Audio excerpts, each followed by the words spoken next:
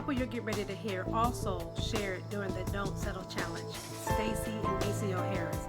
They got married later in life, and I love their love. Oh my gosh, their story, their journey, all of it was absolutely amazing. And I know you're going to be empowered and blessed by what they have to share. Hello. Good evening, everybody. Hello. My name is Stacy, and this is Your dude. Sir, what's your name? I'm your dude. I'm Maceo. We're excited to be sharing with you guys tonight, and we're gonna tell you a little bit of our story. And so, just for the sake of context, we are 40. Well, he is 47. Yes, thank the Lord. I am 46. And you heard Kim say that we've been married 8 years. So we got married much later in life. So there's a piece of this waiting thing that is our lived experience. Mm-hmm. Like we completely understand. We understand the waiting well and the waiting not so well. Amen. Yeah, we'll talk about. Absolutely. We'll share as much as we can tonight, but you want to start just with how we met? Yeah, that's a good starting point. So, as Kim said, Stacy is a worship leader, and we met while in Charlotte, North Carolina. I worked at a gospel radio station there, and so there was an interview that was set up with her new project that she was about to release. And it was just providence because I didn't do the morning show. I did the afternoon drive. And the guy that was scheduled to do the interview with Stacy hit me up. He was like, "Hey man, I'm not going to be able to come in the morning. Can you cover my morning drive and I'll do the afternoon drive for you?" And I was like, "All right, cool." He was like, "Okay." And I have an interview schedule.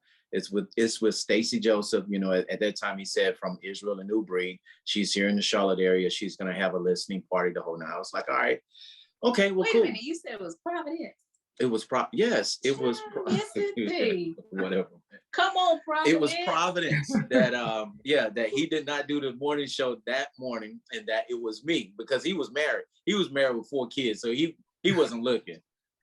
Your boy was still in looking mode. Okay, so nonetheless, whenever he told me, customary, we will always do, the background on the people that we're going to interview. We never wanted to go into an interview blind and new and nothing like that. So I started doing some research. Of course, I knew her from Israel and New Breed, seen her on stage. Did not know at that time she was in the Charlotte area. I think kind of not vaguely, but then again, I think I did. I remember she did A River of Passion. And I was invited to that, but I wasn't able to go at that particular time. So, I'm doing my research. I go to her website. You weren't able to go at that particular time. See, there you go. There you go, already messing. Yeah, well, let's talk. So, were you dating somebody else? Okay, wait a minute. I thought you was. There you go, messing. Spill all the tea, sir. No, I was dating somebody at that time. Okay, but that was not the reason why I did not make it to the river. Okay, so. Man. So I went online, did some research, found out, she was now in Charlotte. And of course, I saw her picture and I'm like, whoa, wait a minute now.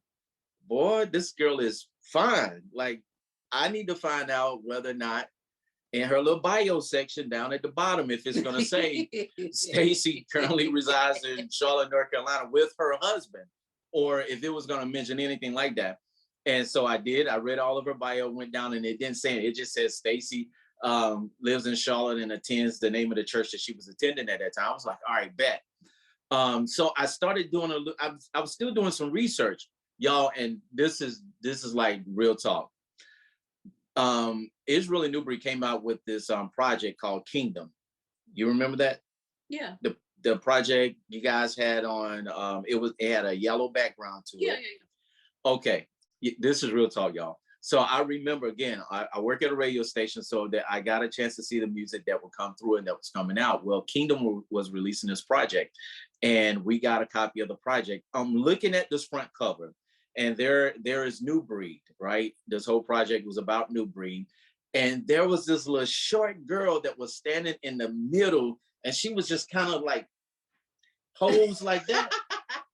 I was like, boy, that girl right there got some spunk to her, but she kind of caught my attention. I was like, man, there's something about that girl right there. Like literally, that is real talk. And that's probably, wow, Kingdom, you guys released that project. And it had to be a couple of years later before I actually met Stacy. So long story short, we did the interview that Wednesday morning. By this time again, I had did my research, so she wasn't giving no information. She was just like, hey, I'm having my listening party. This is what it's going to be about. Yes, I've been in Charlotte. Yes, I've done some rivers. And so, I mean, she was keeping it very scripted. Me, I was one of those guys that will always fly off the handle. I was always just trying to find a way to get into somebody's personal life, right? I did not say anything about, hey, where's your husband or anything like that. But I was hoping she would spill the juice, but she didn't. After the interview, she said, hey, I'm going to have my assistant reach out to you, and you should come to the listening party, or would you like to come to the listening party? I was like, of course. Okay, so that was on a Wednesday, y'all. I hit up my boy, one of my best friends, Brad. Brad is he's a clothing, what do you call him? Not a designer, but a person who did the. Yeah, he's a fashion guy. Oh yeah, he's a fashion guy, hands down. So I hit him up. One of my other boys, who is a clothing designer, he had blessed me with this bow tie, right? And I had this bow tie. I called B. I was like, B, I'm going to this listening party on Sunday. Dude, I want to kill it. I mean, I want to be from the head to toe. I want to kill it. And he was like, man, what's going on? I was like, there's this girl that's going to be there. And I mean, I want to meet her, of course, but I just want to kill it. Oh, Lord. So B hooked me up. He was like, hey, man, you need to wear. And if you guys ever go to our Instagram page, you will see me in this pink shirt with this blue blazer, these gray slacks, and this bow tie. And so Brad was the one who hooked me up with the outfit. I did not know that Stacy was a pink girl, that pink was her thing. I didn't know that. But I had on this pink shirt. So I go to the listening party on that Sunday. I mean, dapper. I was just trying to kill everything in the room. If there was even a possibility, even if she was married, I wanted it to be like, now who was that dude that had on that pink shirt and that bow tie? The married lady? Man, that you be like, I know, right? Shameful. But anyway, I mean, I was looking. Okay, so sidebar, I was in the looking mode. I was ready to be married.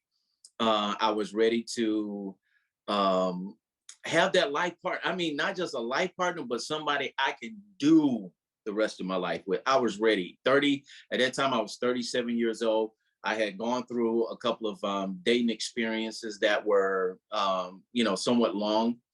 And they never ended, of course, in marriage. I never got to the place of proposal.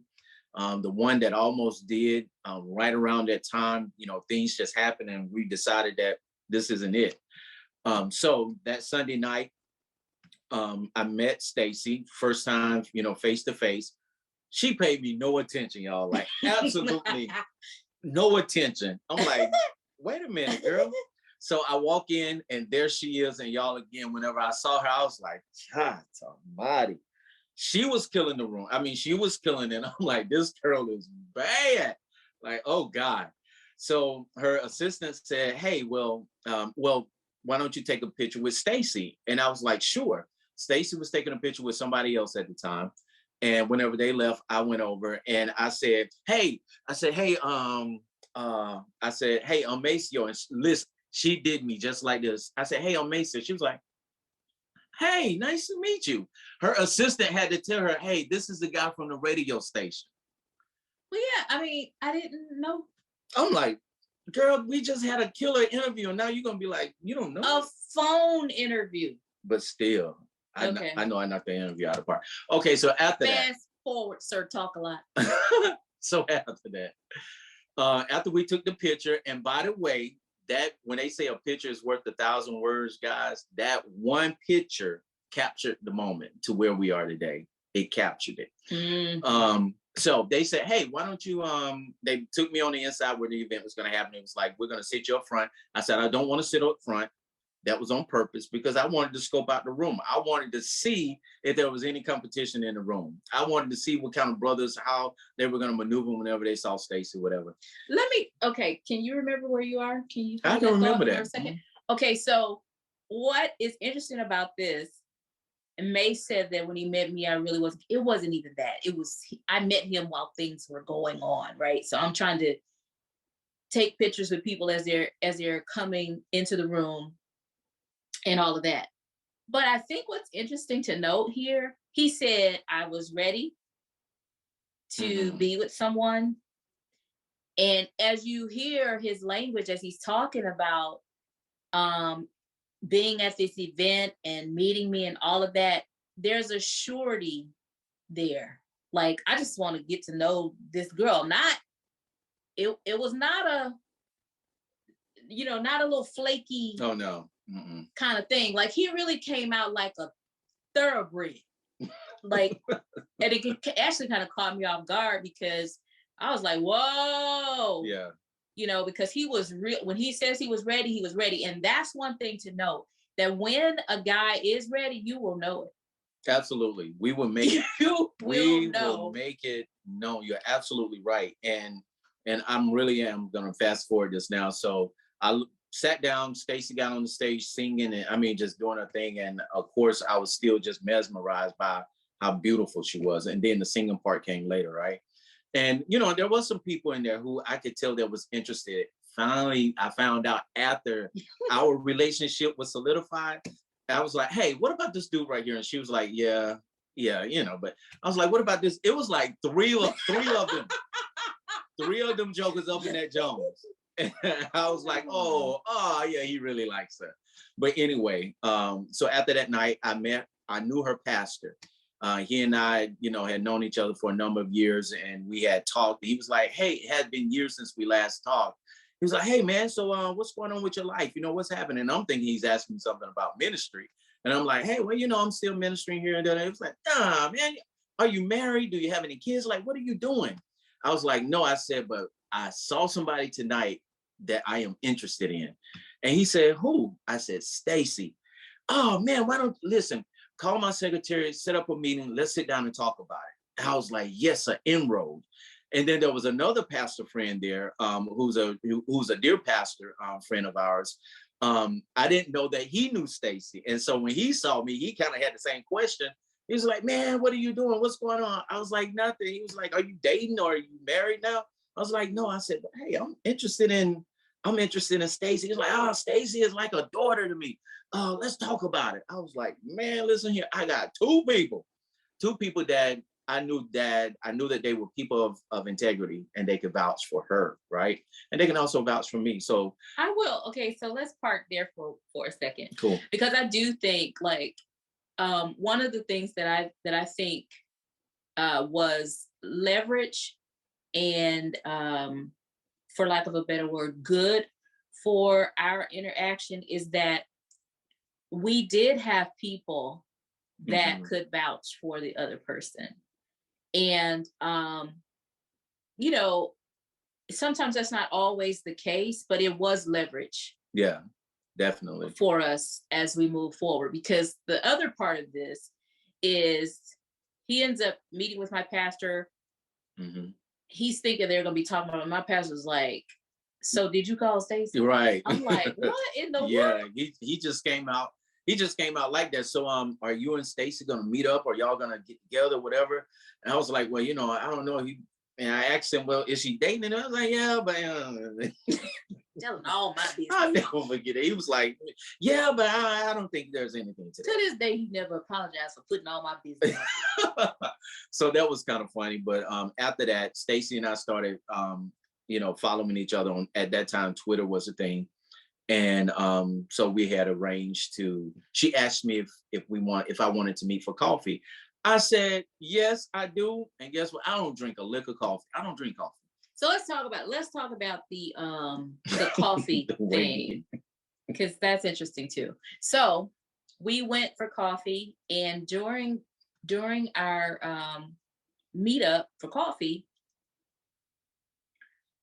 Sir talk a lot. When I say he ran his mouth, and the way I let him, I just let him talk because there was so much information being downloaded, like so many things, and I was like, okay, this is good, you know. And he was just putting it all out there, and I wasn't putting nothing out there. I was just listening.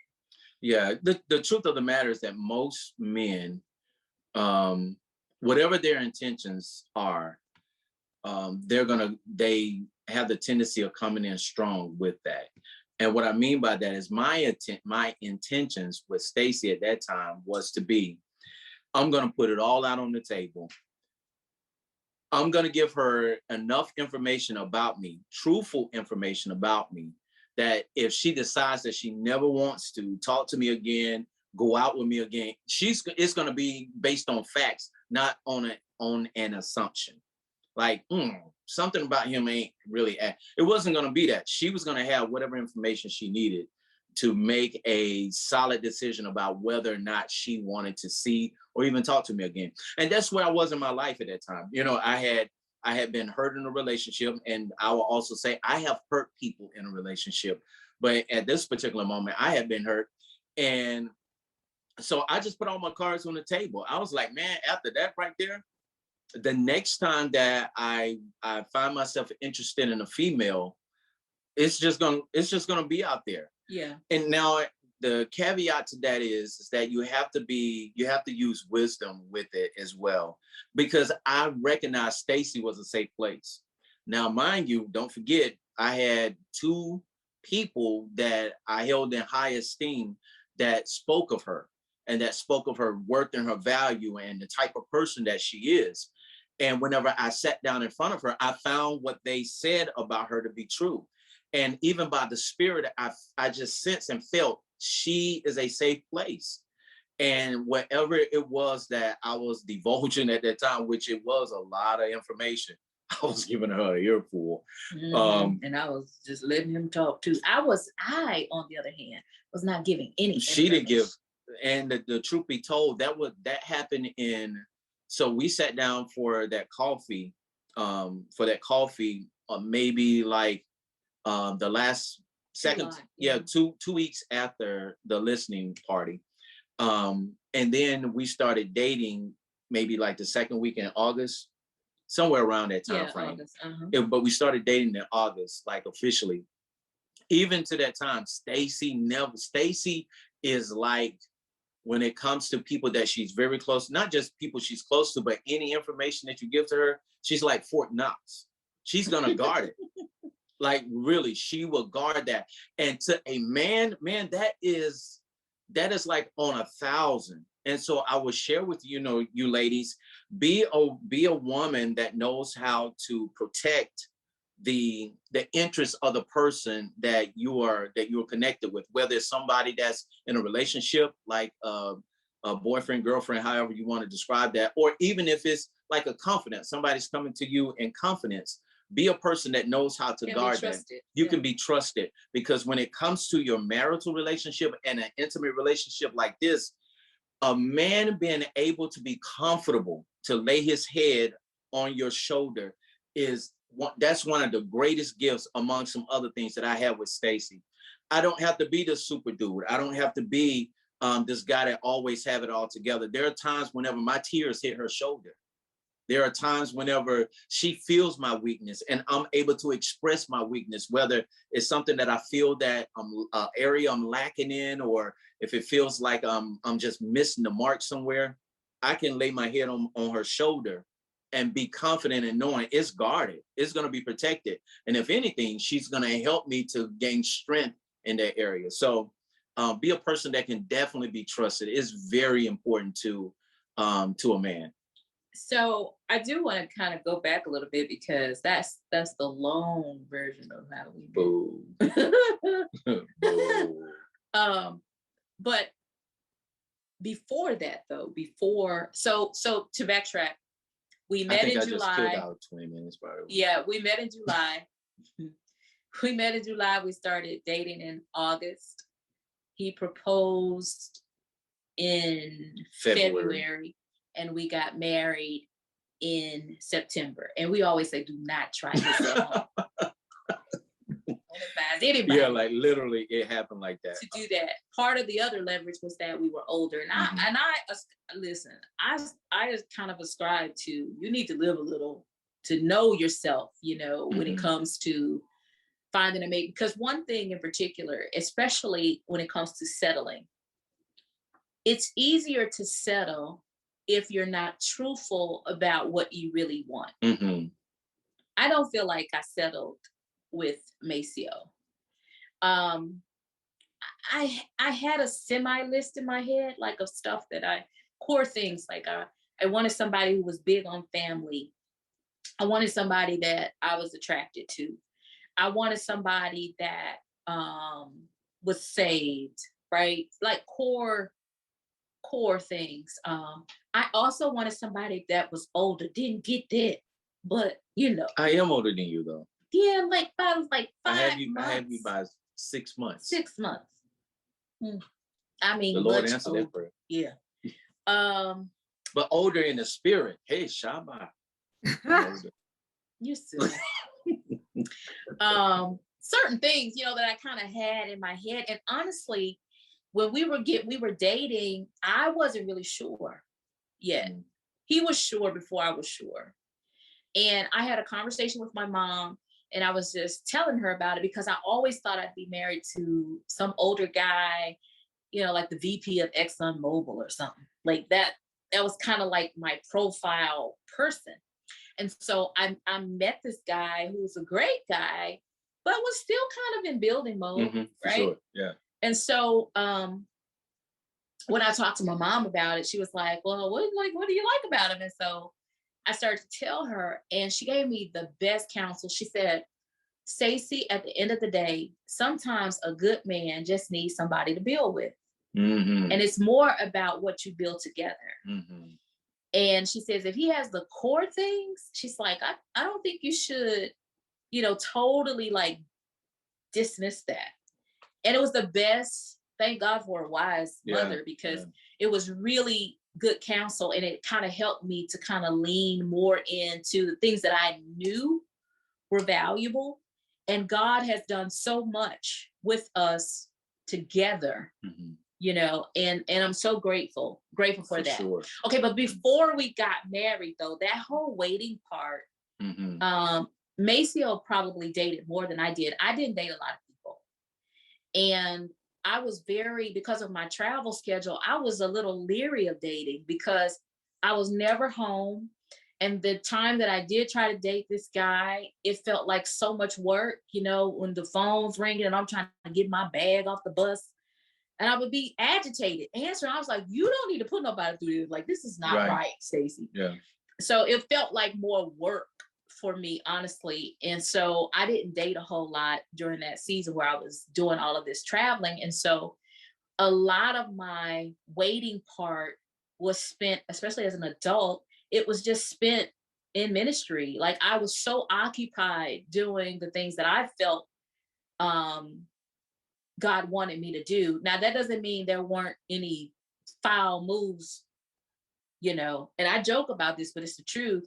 You know, when we talk about, when I got married, I was a virgin, but I always preface that by saying I was barely one. To be clear. Girl. Barely. Let me find out. Boy, don't even play. You already know. I was barely. So there were some mix-ups and mess-ups, you know, throughout my journey. But I am so glad that I waited. And I always say that sometimes, you know, that old adage that says, good things come to those who wait. I believe that sometimes good men come to women who wait, who are not rushed trying to make something happen or trying to make someone be ready or trying to force a relationship that's just not right? And so I'm grateful for the wait, because had I not waited, I wouldn't have met Maceo, you know, and I'm truly grateful for that. but even in your journey, because you had dated Right. more than I did. Yeah. And as a matter of fact, the girl, Hey. the girl before, let me tell y'all, lean in, sis. Let me give you the tea. Careful. So the girl before me told him that the Lord told. Did you say the Lord told? Yeah. The Lord told her that they weren't to be together. I said, write that girl a check, because wasn't that the truth? That was the word of the Lord. You still owe her some money. I still need to write her a check. Yeah, send the offering. Yeah, and I mean, so this goes back to well, first, the reason why Stacy told me when we started dating, she told me straight out the gate, you have 1 year to find out what God is saying about this relationship. She told me. She said, I felt like that was fair. She said, you have 1 year. And when she told me, it didn't move me. I didn't feel pressure with it. I didn't feel any of that. Let me give context to that. Yeah. So it wasn't, you have 1 year to marry me. Right. To find out what God was saying about you had 1 year to figure out, do I want to invest, in this? Because there was a guy before Maceo, and we weren't dating, but we were in one of those kind of like situational we hadn't named it, but we have, you know what I'm saying, just time waster. It's a time waster. And so I had determined, there you go, situationship. I had determined that I wasn't interested in wasting any more time. So when I said that to Maceo, it was really about like, look, do you want to invest in this? Like, do you want commitment here? And I didn't feel like it would take 12 years to figure that out. You know what I'm saying? And I wasn't interested in giving that many months. And I wasn't interested in trying to wait that long either, because I had already been in relationships that went years, and I wasn't interested in that at 38. So when she told me that, why did you think the relationships that went years with you went that long? Because I was undecided. I was nowhere close as definitive in what I wanted in a woman, and especially, in a relationship, as I was whenever it came to Stacy. And this, let me just use it this way, and this opportunity. So I know that that's the reason why, because there were times whenever I was on and she was off. There were times when she was on and then I was off. Yeah. And so we never really made that. The moment that we made the connection that, okay, what are we gonna do? That was the moment that it was decided. I don't think, I don't think, in so many terms, we just decided to go different ways, right? But that was after a number of years. That was a long period of time. But I was very indecisive. Indecisive. It was hard for me, and at that time, I was still finding my place somewhat in life, and what I was doing, and what I wanted to do, where I wanted to go, all of that. So whenever, and it's not, and I would say this, sometimes it's not a bad thing if there's a guy that you're interested in and they haven't figured it all out. But there are some core things that they need to have somewhat of a grip on. Like what? Some of those things will be, first, about their manhood. And I know that should be kind of like, but what do you mean by that? But about their manhood, one thing that I was sure about my manhood, and that it was a woman that I wanted. I wanted a woman. I had no other thing in my mind about that. And I had always, for the most part of my life, had solid men around me that helped instruct me into being a man, the things that men would do. Although some of those things were not like always godly, but they were things that were practical. It's like, hey, man, you don't want your woman pulling up at no gas station. Nah, man, you get out and pump her gas. You pump her gas for her, as a matter of fact. So things like that. And, that can go both ways, depending on who the people are. I don't pump gas. Right. So some of those things, just manhood, I was sure about who I was in the Lord. I didn't waver with that. I didn't waver with my relationship. Now, although there were times where I'm like, God, I don't know how close I am to you today. I don't know I don't know how close you are to me today, because some of my decisions are they're just bad decisions. Yeah. But for the most part, I knew I had a relationship with him and that it was solid. So that thing and so when you have a man that you can build on with that. Another thing, I'm always going to keep a job. If I have to take on 2 or 3, I'm going to always. So that stability with my job, I didn't waver with that. And ladies, whenever he has the tendency of wavering between jobs, that tells you right there that there is some inconsistency somewhere about his surety of who he is. Now, if he is like trying a job, but he's able to stick it out for a year and like, nah, that ain't what I want to do. That's one thing. But every 3 months you find him in another job, nah, bro, what is that about? So if there are things like that that I already had somewhat of a hold on in my personal life, and I felt that Stacy was the right person for me to build what I wanted to build for the rest of my life. And that the way that a lot of our purpose had connected, that, we can walk together in those things. And those things would be, and those things I could see how they would even do like this. They could kind of merge. One thing, that we do is that she mentors women. I mentor men. And then there are couples that we mentor as well. So it all, they come together. Yeah. Mm-hmm. The other thing about settling, I think that's worth thinking about, is when you settle, when you don't stay true to what you want, or you don't weigh it against who God has called you to be, you run the risk of coming face to face with resentment. Mm-hmm. Mm-hmm. Because at some point, that's good. You're gonna be mad you chose that. No, that ain't what you really wanted. Yeah. I chose based on the core. I felt like he had enough depth to ride it out with me. I started in the first year of our marriage. Maceo worked 3 jobs the first year of our marriage. We eliminated about $13,000 worth of debt in the first year of our marriage. He was committed. I felt he showed me so much, like if the bottom falls out of this, he's not gonna let it happen. Mm-hmm. Right? If I didn't choose for the core, the first year might have been real hard. Year 5 might have been real hard, or would have been harder. Mm-hmm. Right? He recently lost his sister.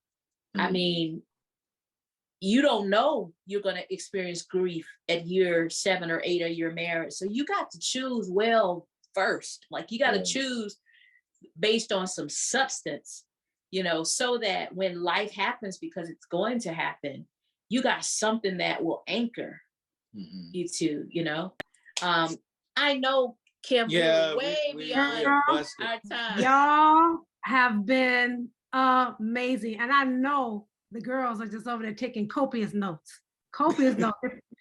You guys are amazing. And you said so many things that the couples have said so far this week, being vetted. You were marriage ready. You knew what you wanted, Maceo. You weren't playing games. You came with your intentions. You were pursued it. You saw what you were in hot pursuit. You were a hunter. You saw what you wanted. You went after it. Right. And you guys are saying a lot of the same things that the couples have been saying so far. And I'm over here just taking it all in, because I am enjoying all of the chemistry between you guys, the relationship, the friendship, the depth of what you have. This is what marriage looks like, ladies. This is what you can have. You wait for God's best. This is God's best right here. Oh my God. I am full. I am full because we're receiving from your overflow, and it is amazing. So thank you. I do have some questions that have been popping up since y'all been talking, because I told her they're gonna come asking questions. So the first question is for you, Maceo. If a man comes mysterious, is that a red flag? You mentioned about man having all this, is there's some mystery about him. Someone wants to know, is that considered a red flag? I think it's something worth investigating for sure. If if it feels like you're having to pull intimate information from him, like, hey, what's the name of your job? And he doesn't tell you, well, I just work down here. If you're having to find yourself having to grasp for some information that would tell you something about him, I think that is something worth that is a red flag, because you don't want to keep going in that type of situation and only to find out that this is a bugaboo from somewhere on another planet. And I think a guy should be able to express himself. Some men can't, but he should be able to express himself enough that would give you something to say, okay, I can deal with that. Let me find out a little bit more as you continue to go as you're searching it out. Okay. Stacey, this is for you. At what point in the relationship did you tell him that he had 1 year to determine if it was long-term? Ooh. Girl, you told me. Remember? Yeah, you told me that whenever we said that we were gonna officially start dating. Well, that would be 1 month. She showing up did. Yes, whenever we officially started dating, and I'll never forget it, Kim. She said, "Now I'm gonna tell you, you got 1 year to find out from God about this relationship. To find out what God is saying about this relationship." Yeah. Wow. I didn't realize it was a month in. Wow. Yeah, it was a month. I never heard that before, but I love that. Okay, someone wants to know, how did you guys get on the same page? With regards to, Yeah. If you can give me some clarity to that, I can come back to that question. Okay, how did you come to know it was God? Prayer, fasting, confirmation. How did you know this was the will of God for you all? Oh, great question. Yeah, so okay, so in that first conversation, Maceo told me that the Lord, he said he had a pastor's heart. And in that first conversation, I quickly Kim, said, listen to this foolishness right here. I don't want to make no pastor. I remember saying that. So on into the relationship, as we've decided that we're gonna date or whatever, that whole pastor thing came up again. And so I was like, man, I told you, I don't want to do that pastor thing. He said, well, that's my call, right? So we hung up the phone. It was like like I don't literally. want to date a pastor. On the other end, well, that's my calling. I was all like, right then. And I said, well, I can't move from that. Yeah, and so we hung up, right? Kim, Danielle Stevens called me as soon as I hung up the phone. So she's like, hey, what happened to that guy you went to coffee with? I was like, oh girl, I just hung up the phone with him. He was talking about. And she said to me, she said, Stacey, she said, I think before you can determine whether or not you want to be with a pastor, you need to determine if you want to be with him as a man. Mm. It was sound counsel, really sound counsel. And so I was like, So I called him back and I said, hey, listen, this is all I got. I don't really know about that pastor thing, and I cannot make you any promises. Mm-hmm. So if you continue in relationship with me, I want you to continue knowing that. Mm-hmm.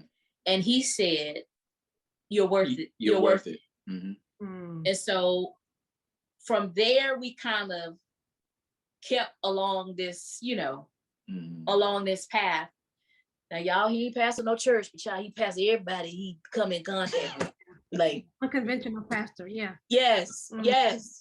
So there are, there's no, you're not rolling up to Greater Mount Zion of the Church of the Lord of the Living God in Christ. It's not that. I got 14 questions over here for y'all. Oh my God. Yes. Okay. At any time, did you feel that he was not pushy or for real? He was not for real? Yeah. Did any time become no. He was too pushy or not for real? Okay. He was very forthright. He was very direct and, like I said, thoroughbred. So it was very clear what his intentions were. Okay. But not inauthentic. All right. Is it a red flag if a man is run by ministry and or his job? If he's run by it. Man. It's something to consider, because at times, and I'm just going to be frank, at times that's a stronghold. And there is an unhealthy attachment And that man needs to really search, okay, why do I feel it's okay for them to run my life? Now, on the other hand, it's okay to have godly counsel. As hopefully, as you've heard me and Stacey talk often, that we talked about the counsel that we had. Yeah. And that's one of the things that we had in our corner as well, that not only did we pray, do. yeah, and we still have that same counsel in our marriage. But whenever it comes to a person is driven by something that something that they can't take home with them like that, something that they may never get an opportunity to see who they really are in, Yep. that's a red flag to me. Yep. Some identity. Okay, were you both dating in the same location at the same time? Were you both living in the same city? Yes. Same city. All right. You said she mentors women and you mentor men. Would you say you are purpose partners? How important do you think that is, your purposes to be aligned? Yeah, so we don't necessarily ascribe to the you the pastor, I'm the co-pastor. Like we don't really ascribe to that. I do think you have to be supportive of those things. They don't have to be the same. They don't have to live on the same lane all the time. But I think you do have to be supportive, and you also have to have bandwidth for whatever that is, because we developed, like when we first got together, I was doing these ministry events, right?